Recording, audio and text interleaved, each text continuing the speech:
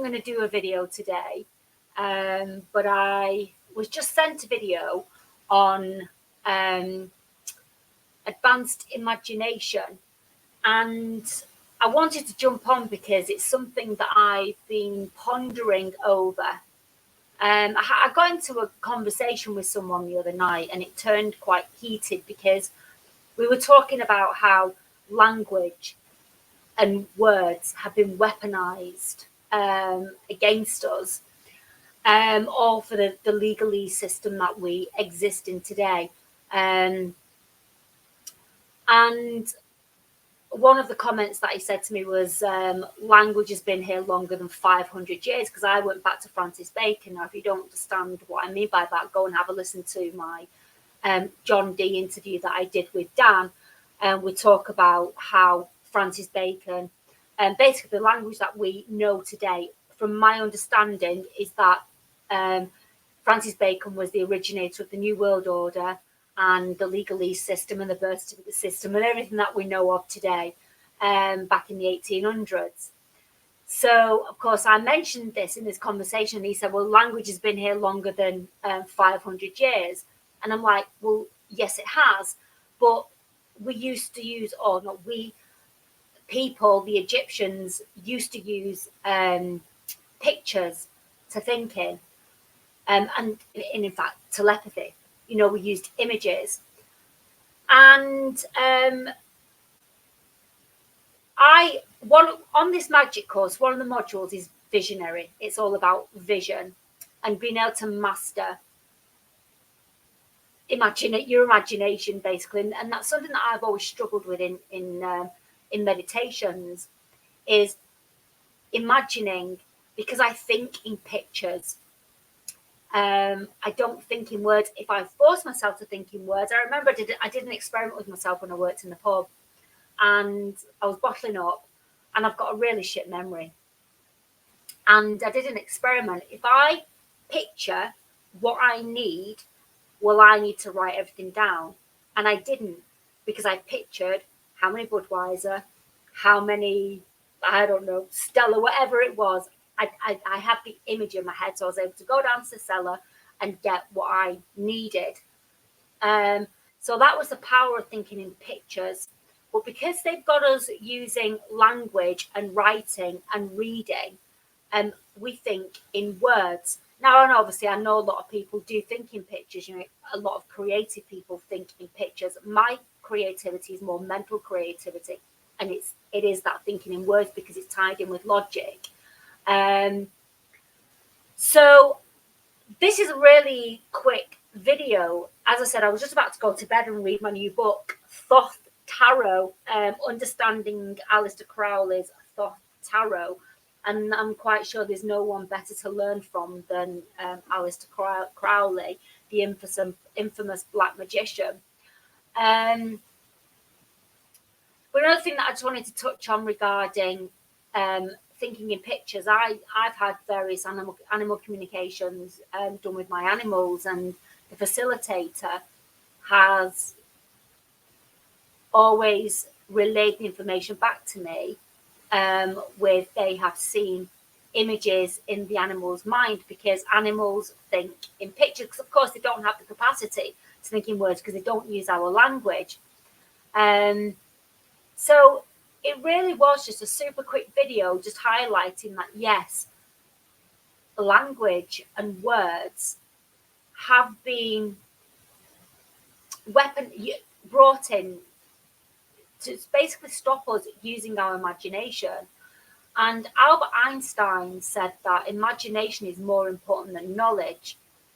And this is why there is all this knowledge that we can go and research. We can go down as many rabbit holes as we want, and we will never, ever, ever stop learning. Because we are always seeking knowledge, and it blocks our imagination. And just going back to the pictures, I refer back to this Alchemy and Mysticism book. This book is literally, she says the page that she turns to is all words. But the crux of the book is all pictures, because in ancient times, the ancient magicians and the ancient alchemists communicated through pictures. So I'll post this Aaron's video in the comment section for you to have a look, have a listen to. I haven't listened to it all. And what was really interesting was he mentions the octopus. What's the title of the video? Advanced Imagination, Octopus Symbolism Beyond Language. Now, I've literally, 2 minutes in, I just wanted to jump on and do this video. Just to express that we should be using our imagination, we should be visualizing, we should be using imagery to communicate. That's what they did in Egyptian times, and one could say caveman times, if cavemen existed, you know, that they drew on walls. They didn't have words. So that is how language and words have been weaponized against us, because it blocks us from using our imagination. Anyway, on that note, I am going to go and get a shower, and then I'm going to go to bed, read I think I'm going to read today. I've continued to read the book by Thomas Carlson, Kabbalah, Clip-Off, and Goetic Magic, because I am terrible for starting a book and then getting a new one, and then starting that, not finishing the old one, then not finishing this one. And you know, the only book that I've finished that I've bought is Secret Societies and Psychological Warfare. And if you want to really understand about this cryptocracy that rule this world, that is a fabulous book. It's not an easy read. I loaned it to somebody and they gave it back after the first few pages and they went, couldn't read that. It's far too heavy. It's a very heavy book. It's only thin, but the content is very heavy. And on that, I listened to a video from Jeremiah today from Universal Mastery, and he was talking about the inversion. Now, I've done videos on the inverted world, because this world is inverted. It has been inverted. And he was talking about the dark arts and black magic, how it's been inverted. And again, it's been weaponized against us. And black magic is being weaponized against us by the elites. And this is why when you talk to people about the occult and you talk to people about the dark arts and black magic, they instantly think about the evil that control this realm. They've got no real understanding, and I can't remember what Jeremiah was talking about, so I can't discuss it in this video. I was actually going to go back and re-listen to it, make notes, and then come on and do my own video on it.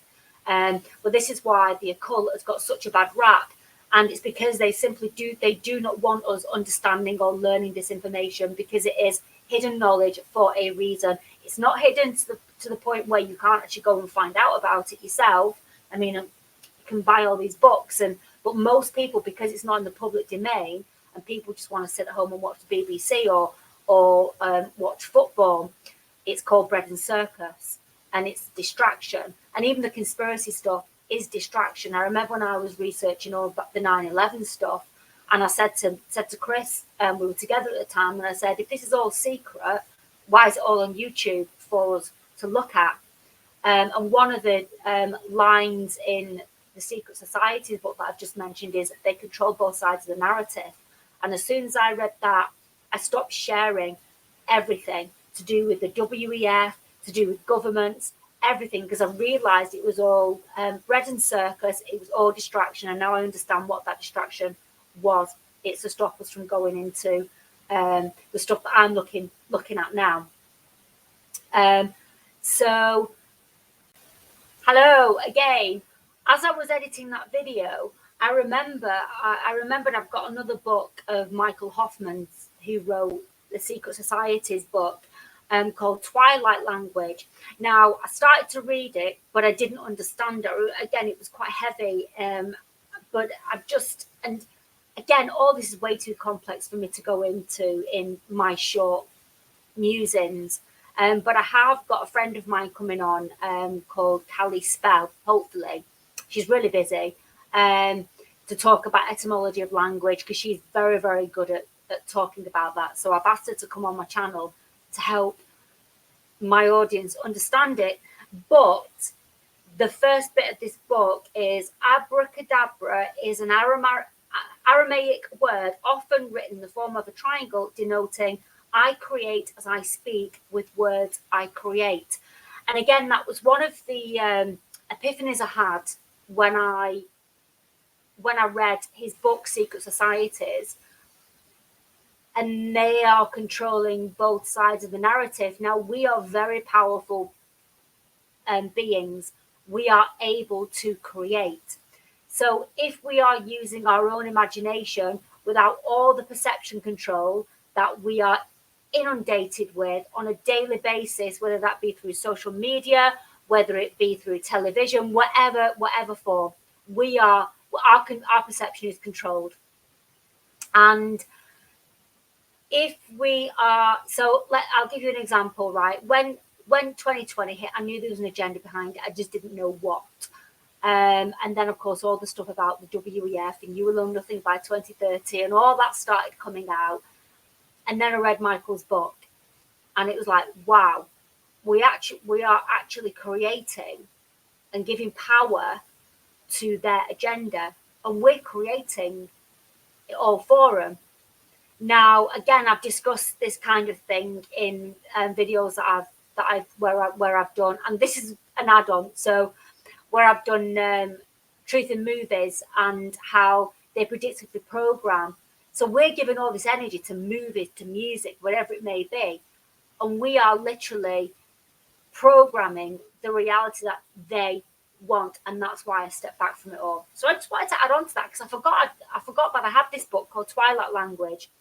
Again, I didn't really understand it at the time, but I think if I revisit it along all the other books I've got that I've never read, I think if I was to revisit it, I would have a better grasp of what it's about. But it's interesting because it's depicting Egyptians on the front.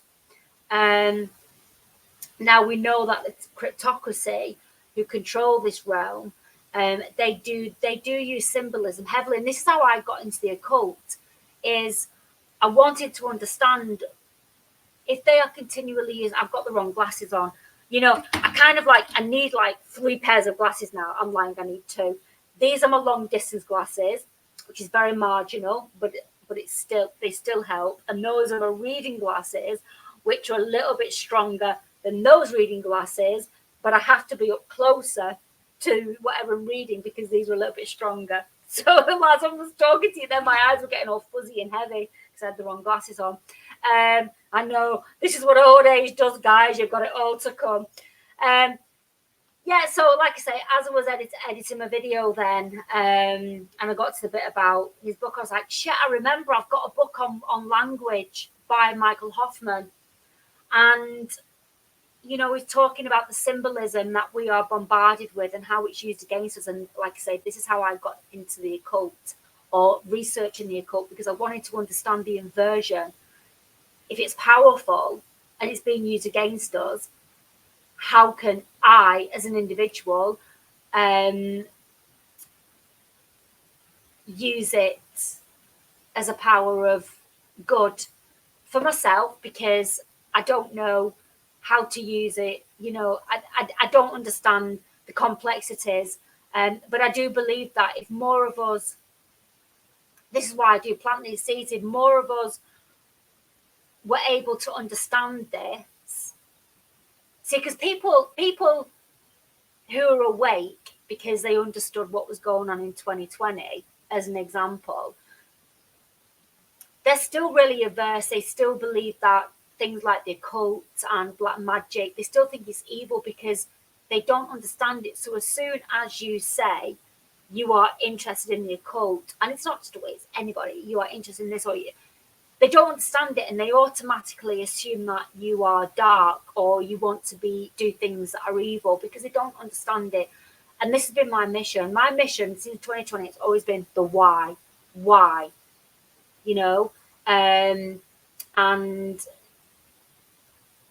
my understanding of the why is getting better and better. Anyway, I've extended this video because I felt compelled to add this on. I shall speak to you all soon, guys. Bye.